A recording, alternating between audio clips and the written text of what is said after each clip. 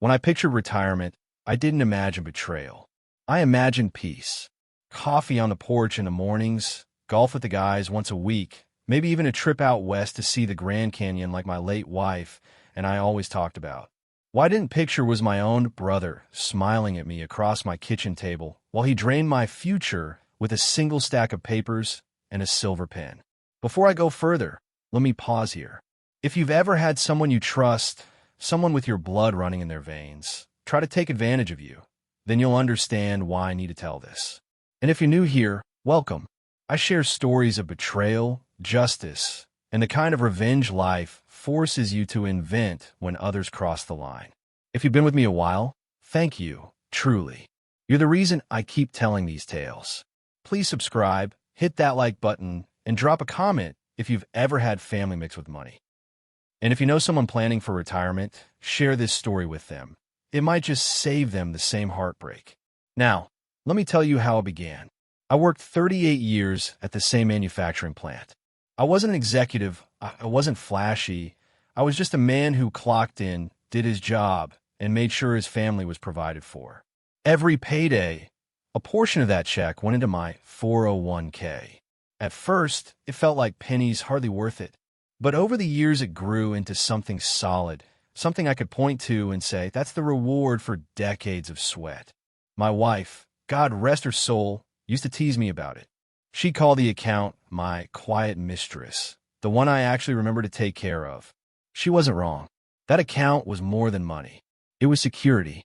It was the difference between scraping by in old age or finally exhaling after a lifetime of holding it all in. But when she passed, the house felt empty. The silence was heavy.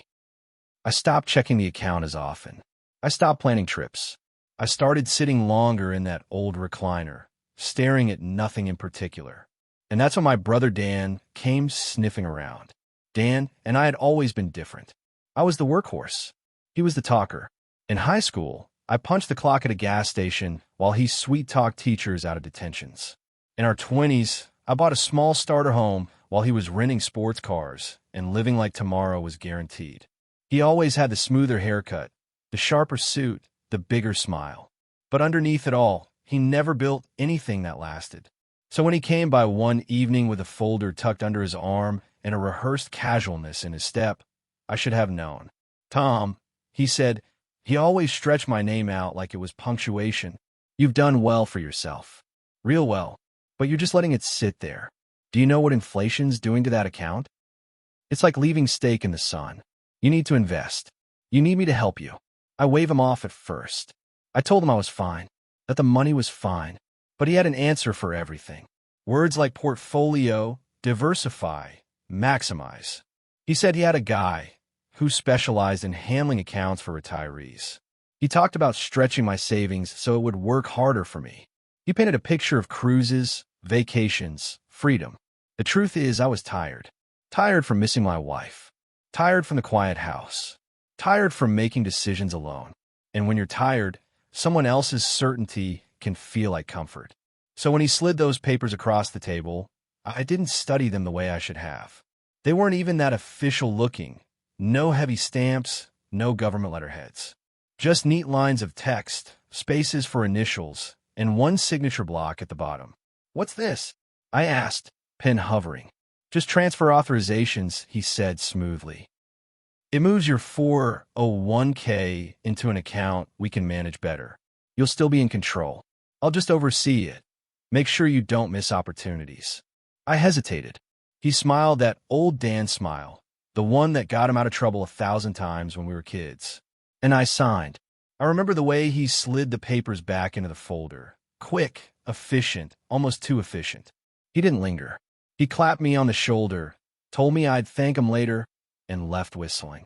I sat there a long time after he drove away, staring at the pen in my hand. A strange chill ran through me, though I couldn't have said why. It was like the house itself had gone quieter. Weeks passed. I told myself not to worry. Retirement accounts don't move overnight, after all. I even felt a little relief. Maybe he was right. Maybe I'd been foolish just letting it sit. But then one morning, I logged in online. My heart did a stutter step. The numbers weren't right. The balance wasn't just smaller. It was gutted. Half of what I had worked for gone. At first I thought it was a glitch. I logged out, logged back in. Same result. I stared at the screen until the numbers blurred. And in that blur, one thought sharpened to a blade. My own brother just robbed me. That was the moment retirement stopped being a porch dream and became a battlefield. When you've spent decades tightening bolts and running numbers in your head to make sure the bills line up, you learn the rhythm of things. My 401k always had a rhythm. Contributions, steady growth, a little dip when the market got jumpy, then a climb back up. But the numbers staring at me on the screen that morning weren't a rhythm. They were chaos. Half of my savings gone. Not moved into some neat new account with a slightly different name. Not sitting in another portfolio. Just missing. I sat there with my coffee cooling in my hand, staring so long the screen timed out and logged me off. My heart was racing like I just run stairs I hadn't touched in years. I logged back in, praying it was a glitch. But the numbers hadn't changed. The first call I made was to the plan administrator. I was polite at first, the way you are when you hope it's just a clerical error. The woman on the other end tapped her keyboard, her voice too calm. Yes, Mr. Taylor, there were recent transfer requests on your account. Transfers? I asked, gripping the phone. To where? She hesitated.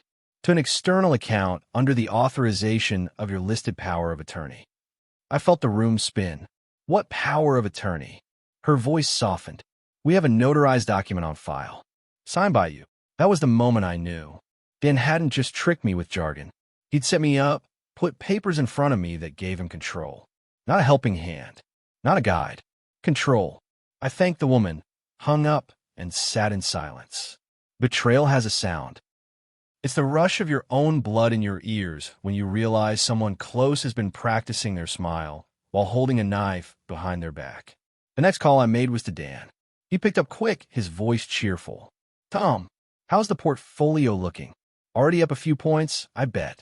You moved half my account, I said flatly. Silence. Then a chuckle. Relax. It's invested. You'll thank me later. I got you in on something solid. Without asking me. You signed, Tom. You gave me authority. I'm just doing what you wanted. My stomach twisted. His tone wasn't apologetic. It was smug. He'd planned this. Counted on me being tired. Counted on me trusting him. Counted on me signing without reading every line. That night, I barely slept. Instead, I pulled out every folder, every old financial statement, every scrap of paperwork I'd kept over the years. And I found them, the documents he'd slid across my table. I looked closer this time. Not just transfer authorizations. Tucked in between them was a power of attorney form. My signature at the bottom. My name typed neat and clean at the top. I had signed it, blind to what it really meant. He hadn't lied when he said I signed, but he'd lied about what I was signing. The next morning, I drove down to the bank. The manager, a man I'd known for years, met me with that same practice calm I'd heard from the plan administrator. He confirmed what I feared. Dan had set up a joint account, funneled the funds into it, and started moving them into something else. Some investment vehicle that conveniently listed Dan as the primary contact. How much is left? I asked. The manager sighed. A little over half. It should have comforted me. But knowing half was already gone only made me more certain the rest would follow if I didn't act fast. That afternoon, I confronted Dan face to face. I didn't call ahead. I drove to his house and knocked until he answered. He opened the door in a golf shirt, grinning like he had nothing to hide. Tom, he said, voice smooth. Come in. Let's talk like men. I stepped inside, my fists tight at my sides. Where's the money? He shrugged. Working for you. Growing. You think it was doing anything sitting in that stale account? You stole it. Stole? Don't be dramatic. You gave me permission. You signed. He leaned closer. Besides, you don't need all that money. You're not exactly a world traveler. What are you going to do? Let it rot while you sit in that recliner. His words cut deeper than he knew. Or maybe he knew exactly how deep. I walked out before I did something I couldn't take back. Rage is hot, but revenge is cold. And as I drove home, I promised myself this wouldn't be the end of the story. That night, I made 2 important calls. One to an attorney whose card I'd kept tucked in my desk drawer for years, just in case. The other to an old friend who had retired from the state finance office. I didn't know exactly how yet, but I was going to build a case. Dan might have tricked me into signing. He might have smiled while he drained me. But I had something he didn't, the patience to fight and the fire to see it through. This wasn't just about money anymore. It was about dignity, about not letting my last years be written by a man who thought betrayal was just business. And in that moment, I knew Dan was going to regret ever underestimating me. The first thing my lawyer said when I laid the paperwork on his desk was, "Tom, you're not the first man to be tricked by his own kin. But if you've still got half left, we may be able to claw back the rest." His name was Alan Green, a quiet, sharp-eyed man I'd met years back at union meeting. He'd handled pensions, disputes, wills. The kind of lawyer who wasn't flashy, but always left with his clients intact. He flipped through the stack of forms Dan had pushed under my nose, pausing at the power of attorney. "This is legal," he said, tapping the paper. "But legal doesn't always mean clean. If you can prove misrepresentation, coercion, or fraud, and given your age, there's an elder financial abuse statute we might use. We've got teeth." I didn't feel like a victim sitting in that office. I felt like a fool. But Alan didn't let me wallow. He leaned forward and said, "You need evidence, Tom. Paper, statements, witnesses. You bring me the trail, and I'll bring the hammer." That became my mission. The first stop was the bank again. This time, I pressed harder. I requested every statement linked to my account since Dan got his hands on it. The manager hesitated, but with Alan's letter of representation in my pocket, the papers slid across the counter. I sat in my truck in the parking lot and read them line by line. The money wasn't just sitting. It was moving into accounts tied to something called Fairview Capital Management. I'd never heard of it. A quick search later that night told me why. It wasn't a real firm. It was a shell company, registered 3 months ago. Primary officer listed, Daniel Taylor. My brother. It hit me like a gut punch. He hadn't just skimmed my account. He'd built a fake company to funnel it through. The betrayal was deeper than I'd guessed. The second stop was my friend Walter, the retired state finance officer. He still had connections, still knew how to pull strings quietly. When I showed him the paperwork, his eyes narrowed. "Your brother's sloppy," he said. "Shell company filings are public." He didn't even bother to hide his name. Walter promised to dig further, to see if Dan had tried this with anyone else. I went home with my binder of evidence growing heavier. Each page was another nail in the coffin of whatever defense Dan thought he had. But the worst part came 3 nights later. I was going through old texts, searching for any messages that might show how Dan set me up, when I found one I hadn't noticed before. From him, sent late one evening after I'd signed the forms. "Don't worry, brother. By the time you realize what I'm doing, you'll thank me." Arrogant, careless, but also damning. I printed it, slid it into the binder. The next Sunday, Dan showed up at my house. No warning, just that smug knock of his. He strolled into my kitchen like nothing had happened, carrying a 6-pack of beer. "Thought we could watch the game," he said. I didn't offer him a seat.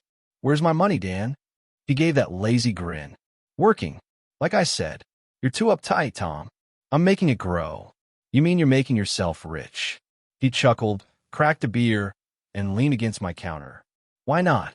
You weren't using it. You were just letting it rot. This way, I get a cut, you get a cut, everybody wins." The casualness of his words lit a fire in me. I stood, walked over, and shoved the binder against his chest. Papers spilled out onto the counter, statements, shell company filings, the text message. His grin faltered for the first time.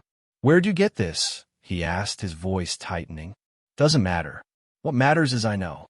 And so will a judge." He tried to laugh it off, gathering the papers like they were nothing but receipts. But I saw the flicker in his eyes, the flicker of a man realizing he'd overplayed his hand.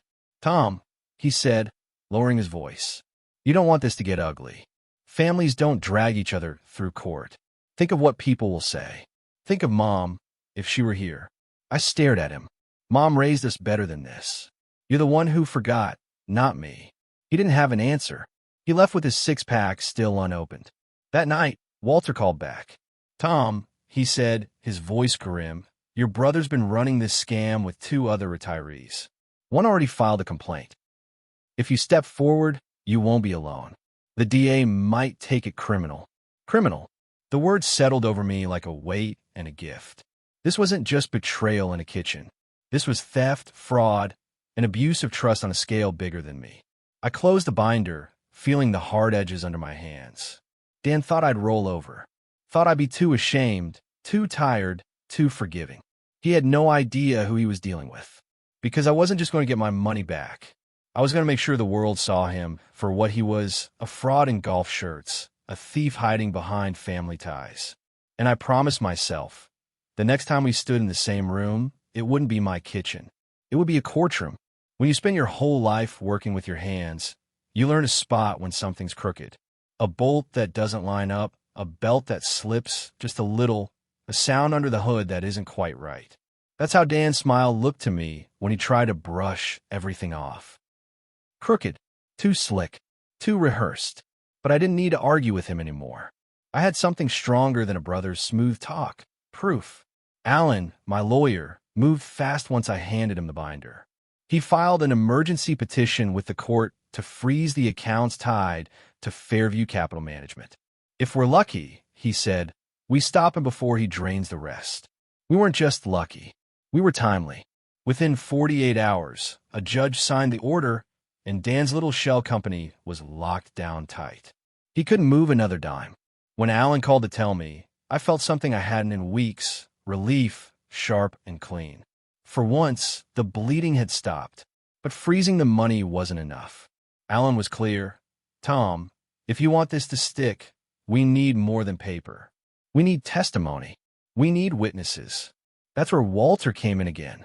True to his word, he dug deeper into Dan's history. He found two other retirees, one a former teacher, the other a widowed farmer, who'd also signed transfer authorizations that turned out to be power of attorney documents. Both had lost large chunks of their savings, and both were scared to admit it at first. Shame has a way of silencing victims. But when they realized I was stepping forward, they agreed to join. 3 voices are harder to ignore than one. The district attorney's office listened. Elder financial exploitation isn't just a buzzword in our state, it's a felony. And when we laid out the documents, the transfers, the fake company registration, the pattern became undeniable. Meanwhile, Dan must have felt the walls closing in. He started calling.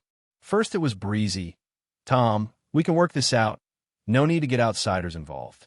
Then it turned defensive. You're blowing this out of proportion. It's family money. What's mine is yours. Finally, it turned ugly. You go through with this, and you'll regret it. I saved every voicemail, every text, every thinly veiled threat. Alan smiled when I played them for him. He's handing us rope, he said. All we need to do is let him keep talking. The hearing for the account freeze was my first time facing Dan in court. He showed up in a suit I'd never seen before, hair slicked back, wearing that same salesman's grin. He tried to charm the judge, tried to talk about family misunderstandings and simple miscommunications. But Alan was ready. He handed over the forged power of attorney, the bank statements, the shell company registration with Dan's name plastered all over it. Then he played the voicemails. Dan's grin faltered, then collapsed. The judge's words were short and cutting. Mr. Taylor, this appears to be a deliberate attempt to defraud not only your brother, but other vulnerable individuals. This court takes that very seriously. Hearing those words, I felt a strange mixture of fury and satisfaction. Fury that it had come to this, that blood could betray blood so coldly. Satisfaction that, at least here, the truth had weight. The local paper ran a story the next day. Retirees defrauded in local for a 1K scam. They didn't hold back names. Dan's picture, taken outside the courthouse, was plastered on the front page. Neighbors called me, some to express sympathy, others to tell me they weren't surprised. Apparently, Dan's smooth-talking reputation had been simmering for years. Shame works fast when the public gets involved. Dan stopped showing his face at the country club. Friends distanced themselves. His golf buddies stopped calling. He had built his whole life on charm and reputation, and now both were rotting in the open air. But for me, this wasn't about headlines or gossip. It was about the money. Alan assured me the freeze meant we'd recover most of it. The DA assured me charges were coming. Walter assured me he'd keep digging. But inside, I wasn't satisfied yet, because Dan still hadn't looked me in the eye and admitted what he'd done. He was still trying to spin it, to talk his way out like a teenager caught sneaking in past curfew. And I knew I needed that final confrontation. Not in the kitchen, not in private, but where everyone could hear. That chance came sooner than I expected. At the preliminary hearing My voice didn't shake. It carried. Then the prosecutor turned to Dan. Mr. Taylor, do you deny creating Fairview Capital Management? Dan stammered. For the first time in his life, words failed him. The courtroom was silent except for his fumbling. The judge raised an eyebrow. The prosecutor pressed. Dan finally muttered, "It was an opportunity, an investment vehicle." But it was too late. Everyone could see it. The scammer exposed, the charm cracked, the truth naked. I walked out of that courtroom knowing two things. 1, my money was safe again. 2, Dan's downfall wasn't just beginning. It was already well underway. And the best part? He still didn't know what final step I had in store for him. The day of sentencing felt colder than it should have. Not in the weather. The sun was out, the air crisp, but in the way the courthouse walls seemed to swallow sound. I sat there in the front row, my binder in my lap, while Dan shifted uncomfortably at the defense table. He looked smaller than I'd ever seen him. No green, no polished golf shirt, just a wrinkled suit that hung off him like borrowed skin. The same man who had once leaned across my kitchen table, brimming with confidence, now couldn't even look me in the eye. The prosecutor laid it out simple. 3 counts of elder financial exploitation, 2 counts of fraud, and restitution for every cent he had drained. The judge didn't mince words. Mr. Taylor, this court finds your actions deliberate, deceitful, and damaging, not only financially, but personally, to the people who trusted you most. You will serve 5 years probation, pay full restitution, and forfeit any rights to act as financial custodian for another person for the rest of your life. The words hit like a gavel on steel. Dan slumped. His lawyer patted his arm, but it was no comfort. When it was over, I stepped outside. Reporters hovered, asking questions, shoving microphones forward. I answered only one. "What do you want people to take away from this?" one of them asked. I paused, then said, "Trust is earned, not given. And when someone betrays it, even blood, you hold them accountable." That was all. I walked away. But the real revenge wasn't in the courtroom. It came later. A month after sentencing, I got the letter confirming restitution payments had begun. My account balance, piece by piece, was climbing back. Every dollar returned was a reminder that Dan's grip had slipped. But money wasn't the part that mattered most. What mattered was what Dan had lost. He couldn't show his face at the country club anymore. Membership revoked. His so-called friends stopped calling, afraid of being linked to his mess. The community that once saw him as a smooth talker now saw him as a con man. And perhaps the cruelest cut of all, his own children, who had once looked up to Uncle Dan the businessman, now whispered about him with shame. I didn't need to shout, didn't need to gloat. His silence was revenge enough. Every time he walked into a grocery store and fell eyes on him, every time his phone didn't ring, every time his name came up in hushed tones at church, that was justice, slow and cold. I never wanted it to come to this. He was my brother. We'd fished together as boys, shared bunk beds when times were tight, split chores when Dad worked late. But betrayal erases history faster than time. And once he put his hands on my retirement, the only thing standing between me and the grave with dignity, he crossed a line I couldn't forgive. Sometimes people ask me if I regret taking him to court, if maybe I should have handled it in the family. My answer is always the same. Family doesn't steal your future. Family doesn't smile while signing away your life's work. And when family forgets what those bonds mean, the law has to remind them. Now, my mornings are different again. I still drink my coffee on the porch. The air tastes cleaner somehow. My account balance isn't just numbers anymore. It's proof that patience and resolve can beat betrayal. Proof that I didn't let Dan write the last chapter of my life. I wrote it myself. And if you've stuck with me through this whole story, I want to thank you. You're the reason I tell these tales, because betrayal isn't just my story, it's one too many people know. So please, subscribe, like this video, share it with someone who needs a reminder to protect what's theirs, and tell me in the comments, what would you do if your own brother tried to drain your future? Because me, I made sure he'll never forget the day he tried.